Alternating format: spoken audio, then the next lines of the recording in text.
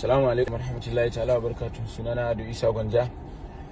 Masoya na mata da wasu dan abubuwa suke faruwa, na samu labari da kuma ce na saba samun labari kusan nayi da shi wannan bawan Allah da yake wannan al'amari akan ya ji tsoron Allah ya bari. Ya nuna mini cewa shi bai shirya bari ba, kuma ya rasa wanda zai canja da shi, lallai sai da ni. Da suna na kadai zai yi, kuma ni kadai zai bata suna, ni kadai yake son ya ga na wulakanta, ni kadai yake son ya yi wa tozarci, ni kadai yake son ya zubarwa da mutunci. Zai dauki wata lamba yana kiranta lambar 081 I mean 6806 8001 081 6806 8001. Dan Allah dan Annabi mata sai ku kiyaye da wannan lambar.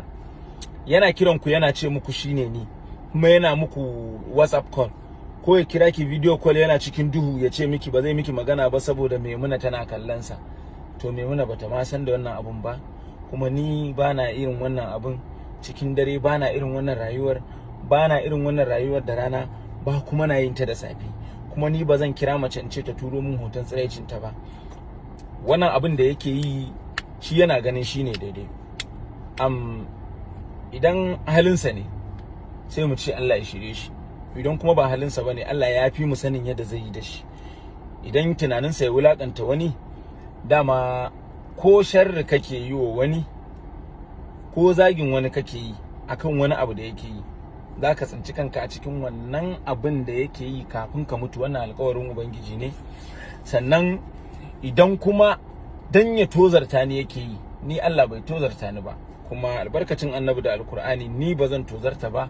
Kuma in Allah ya so ya yarda da mutunci na zan mutu ina ganin mutuncin wani yana ganin mutunci na. To mata ku kiyaye da wannan lambar, kamar yadda na gaya muku, zan ƙara gaya muku ita 081 68068001. Idan mutumin nan ya ƙara kiran ku video call da daddare kuka ɗauka kuka ce masa, kuka amsa masa azinni ne, to kun yaudari kanku da kanku.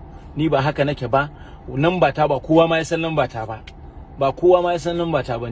Ni waya ma bata damen ba, wanda ma ya san namba ta ko yanzu ya kira ni zai ji ta forwarding. Yau kwana 4 ko 5 tana haka ban cire ba, saboda abubuwan da suke kaina sun fi karfin tsaya ina ta waya.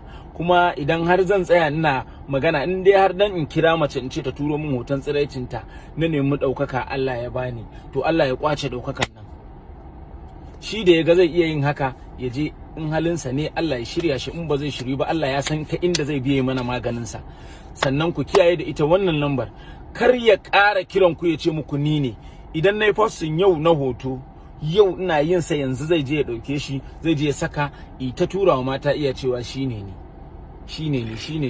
Na yi duk iya bakin kokarin da zan masa, na ce ya daina, ya ƙi ya daina. Duk wani hanya da zan bi in same shi yayi blocking, ya rufe lambar kwata-kwata ma da zan bi in iya samun sa, balle in kuma tattauna maganar da shi.